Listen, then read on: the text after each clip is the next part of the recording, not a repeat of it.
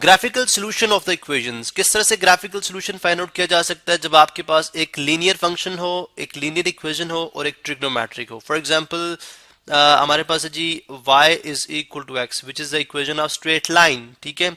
And second है जी y is equal to cosine of x, cosine of x। अब इसकी डोमेन क्या होती है, आप जानते हैं कि x is lesser equal to pi, ठीक है, यानी 180 डिग्रीज एंड ग्रेटर और इक्वल टू माइनस 180 डिग्रीज, ठीक है, सॉरी माइनस पाई। चले पाई रेडियन की बात कर रहा हूं मैं। फॉर एग्जांपल अगर मैं देखें यहाँ पे, अगर मैं एक एक्स वाई एक्सिस को डिफाइन करता हूँ, sorry this is my X axis, this is my Y axis, ये मेरे पास एक्स एक्सिस है, this is pi, this is zero and this is pi, ठीक है।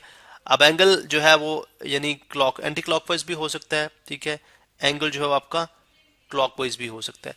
तो जो कॉस को साइन है वो आप उसकी डोमेन क्या है, एक्स इज ग्रेटर और इक्वल टू माइनस पाई, यानी माइनस पाई से ग्रेटर। माइनस पाई से ग्रेटर का मतलब है कि जो है नेगेटिव में आपको पता है बड़ा नंबर से मुराद है कि माइनस जो है यानी 180 डिग्रीज है, तो माइनस 120, माइनस 120, माइनस 130, माइनस 90, ये वैल्यूज ली जा सकती है। ग्रेटर लेस और इक्वल टू पाई का मतलब है कि 180 डिग्री से लेस लेस, बिकॉज अगर आप वापस इस तरह से मूव करना शुरू कर देंगे तो वो रिपीट वो वही वैल्यूज देना शुरू कर देगा जो कि हमारी जो जिसको हम डोमेन से ऑटोमेटिकली निकाल देते हैं, ठीक है। अब देखें हमने देखना यह है कि if X is greater equal to minus pi less और इक्वल टू पाई इसकी डोमेन है, तो मुझे इनका सोल्यूशन यानी सोल्यूशन फाइंड आउट करने के लिए ग्राफ प्लॉट करना पड़ेगा, बिकॉज मुझे ग्राफिकली सोल्यूशन फाइंड आउट करना है, ठीक है। अच्छा, अब अगर मुझे ग्राफिकली सोल्यूशन फाइंड आउट करना है तो आई वुड से मैं ये बात करूंगा कि मुझे फिर जो है वो डेफिनेटली ऑर्डर पेयर चाहिए, इसके लिए भी ऑर्डर पेयर चाहिए और इसके लिए भी ऑर्डर पेयर चाहिए, ठीक है। अब इसका ऑर्डर पेयर फाइंड आउट करना इज नॉट अ प्रॉब्लम, इसका ऑर्डर पेयर फाइंड आउट करना प्रॉब्लम नहीं है। क्यों? बिकॉज इसका ऑर्डर पेयर अगर आप देखें तो y is equal to X है। ये एक ऐसा, अगर मैं यहाँ पे ग्राफ प्लॉट करूं तो ये ऐसा जो ऐसी लाइन है जिसमें जितना x होगा उतना y होगा। दैट मीन्स कि ये जो लाइन होगी ये फर्स्ट और थर्ड क्वाड्रेंट को बाइसेक्ट करेगी, तो ठीक है, फर्स्ट और थर्ड क्वाड्रेंट को बाइसेक्ट करेगी। This is my X axis and this is my Y axis, ठीक है। अब इसका तो सोल्यूशन, इसका ग्राफ तो बड़ी इजीली ड्रॉ कर लिया हमने, लेकिन जब आप y equal to cosine of x का ग्राफ प्लॉट करेंगे तो डेफिनेटली इसके लिए हमें जो है वो वैल्यूज, इसके लिए हमें टेबल कंस्ट्रक्ट करना पड़ेगा। मैं एक छोटा सा टेबल कंस्ट्रक्ट कर लेता हूँ, ठीक है। लेट्स सपोज जिसके अंदर मैं x की वैल्यूज इंसर्ट करता जाऊंगा इस गिवन डोमेन में से, और मेरे पास y की वैल्यूज जो है वो आती जाएंगी। हम कुछ वैल्यूज ले लेते हैं, बहुत ज्यादा वैल्यूज नहीं लेंगे, ठीक है, कुछ 4, 5, 5 एक वैल्यूज ले लेते हैं, ठीक है, जिससे हमें ग्राफ प्लॉट करना आसान हो जाए। अब देखें मुझे इसको डेफिनेटली x मेरी इनपुट है, x को मैं एज एन इनपुट डालूंगा तो y मेरे पास एज एन आउटपुट आएगी। यहाँ पे हम कैलकुलेटर का भी सहारा ले लेते हैं, लेट्स बिकॉज कैलकुलेटर में रिक्वायर्ड होगा। चले, अगर मैं लेट सपोज x cos 0 रखता हूं तो cos 0 आप जानते हैं कितना होता है, 1 होता है। जब cos 0 पुट करेंगे तो y कितना आ जाएगा, 1 आ जाएगा, ठीक है। cos आप 30 डिग्रीज पुट कर लेते हैं तो y कितना आ जाएगा, इस पे आप देख सकते हैं। मैं यहाँ पे इसको साइंटिफिक में ले जाता हूँ, चलें ये साइंटिफिक में, तो 30 cos कोसाइन, ठीक है, 0.8, ठीक है, तो क्या वैल्यू आ गई 0.866 से 0.87 कर लेते हैं, अराउंड 0.87, 0.87। अच्छा 60 डिग्रीज पे देख लेते हैं, ठीक है, यहाँ पे देख सकते हैं जी आप 60 को साइन, ठीक है, 0.5 आ गया, कितना आ गया 0.5, 0.5। इसी तरह से अगर माइनस नेगेटिव वैल्यूज भी ले लेते हैं, बिकॉज देखें pi x is greater x is less और इक्वल टू पाई, यानी 180 से लेस लेस मैंने वैल्यूज ली हैं, और यहाँ पे माइनस 180 से लेस लेस वैल्यूज लूंगा, माइनस 180 से ग्रेटर वैल्यूज लूंगा, ठीक है। अब माइनस 180 से ग्रेटर वैल्यू माइनस 30 डिग्री है। इसी तरह माइनस 30 डिग्री के ऊपर देखते हैं नेगेटिव 30, ठीक है, नेगेटिव 30, चले नेगेटिव इस तरह से। अब इस पे कोसाइन क्या होगा 0.86, 0.87 आ गया, 0.87, और माइनस 60 डिग्रीज के ऊपर देख लें, माइनस 60 डिग्रीज के ऊपर देख लें तो मैं यहाँ पे 60 नेगेटिव 60, और इसके ऊपर कोसाइन देखते हैं तो 0.5 आता है, ठीक है। इस पे कोसाइन देखते हैं तो 0.5 आ जाएगा, ठीक है, 0.5 यहाँ पे मैं लिख देता हूँ, दिस इज 0.5, 0.5, ठीक है।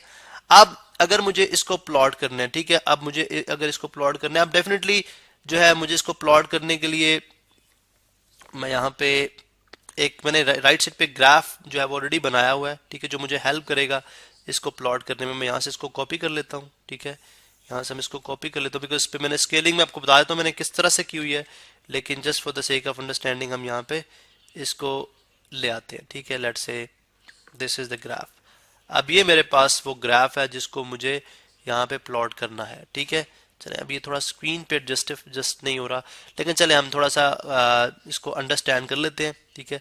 लेट्स से एक्स एक्सिस के लॉन्ग मैं एंगल ले रहा हूँ which is my angle which is my X, and Y axis के लॉन्ग जो है वो डेफिनेटली मेरे पास डोमेन और ये मेरे पास रेंज है। इसी तरह से 0.1 0.2 ये नेगेटिव में है, ठीक है, सॉरी नेगेटिव 0.1, ठीक है, ये आ गया नेगेटिव 0.2, ये आ गया नेगेटिव 0.3, ये आ गया नेगेटिव 0.4, ये आ गया नेगेटिव 0.5, नेगेटिव 0.5, ये आ गया नेगेटिव 0.6, ये आ गया नेगेटिव 0.7, ये आ गया नेगेटिव 0.8। थोड़ा सा मैं इसको आगे बना लेता हूँ, यहाँ पे स्पेस हम क्रिएट करते हैं, ठीक है, बिकॉज हमें थोड़ा सा इसको अंडरस्टैंड करना पड़ेगा। स्पेस हम यहाँ पे क्रिएट कर लेते हैं। चलिए थोड़ा सा मैं इसको एक्सटेंड करता हूँ, ठीक है, इसको मैं यहाँ पे अगर एक्सटेंड करूँ तो यहाँ पे आ गया -0.8, -0.9 and then this is 1। Let's say चले जस्ट टू अंडरस्टैंड, ठीक है। अब सबसे पहले y is equal to X का अगर मैं लाइन ड्रॉ करूँ तो वो तो डेफिनेटली एक स्ट्रेट लाइन है जो कि फर्स्ट और थर्ड क्वाड्रेंट को बाइसेक्ट करेगी, ठीक है, वो ये लाइन है, that is a straight line. ये वो स्ट्रेट लाइन है जो first, this is the graph of y is equal to X, this is the graph of y is equal to x.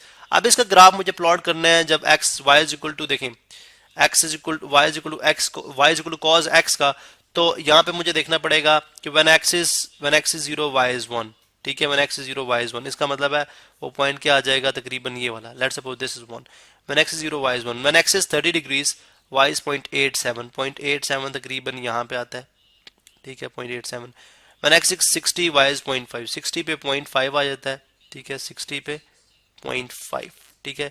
इस तरह माइनस जो है वो -30 के ऊपर ये पॉइंट आ जाएगा 0.8 समथिंग 7, सॉरी यहाँ पे मैंने 0.87 गलत बनाया था, ठीक है। इस पे x इक्वल 1 पे और इसके बाद 0.87 तकरीबन यहाँ पे आएगा, ठीक है, 30 डिग्री पे 0.87 यहाँ पे, 60 डिग्री के ऊपर 0.5 यहाँ पे, और इसी तरह से नेगेटिव पे आ जाए तो -30 के ऊपर यहाँ पे, और -60 डिग्री के ऊपर 0.5 के ऊपर ही आ रहा है यहाँ पे। और इस तरह से मैंने फर्दर वैल्यूज नहीं ली। अगर आप फर्दर वैल्यूज ले लेंगे तो मेरे पास मौजूद हैं, फॉर एग्जांपल अगर आप 90 डिग्री पे चले जाएंगे तो cos 0 हो जाता है, ठीक है, और इसी तरह से -90 डिग्रीज के ऊपर आएंगे तो तब भी cos 0 हो जाएगा। तो आप अगर देखें इसको मैं ज्वाइन करूं तो मेरे पास कुछ इस तरह से ग्राफ बन रहा है, लाइक आप देख सकते हैं, ठीक है, मेरे पास कुछ इस तरह से ये ग्राफ बनता हुआ दिखाई दे रहा है, ठीक है, सो डेफिनेटली इस तरह से आता जाएगा, so on and so fourth, ठीक है। और जिस तरह से यहाँ पे देखें, इस तरह से इधर इसने इंटरसेक्ट किया है, ठीक है, इस तरह से यहाँ पे ये मूव करता हुआ जाएगा, डेफिनेटली ये लाइन चूंकि एक्सटेंड कर रही है। अब यहाँ पे देखें जिस पॉइंट पे ये इंटरसेक्ट कर रहा है, दिस विल बी द, ये एक पॉइंट होगा जो कि दोनों इनका सोल्यूशन सेट होगा। तो इस तरह से आप जो है वो graphically solution of trigonometric function और जो है वो एक लीनियर फंक्शन का जो है graph solution graphically find out कर सकते हैं।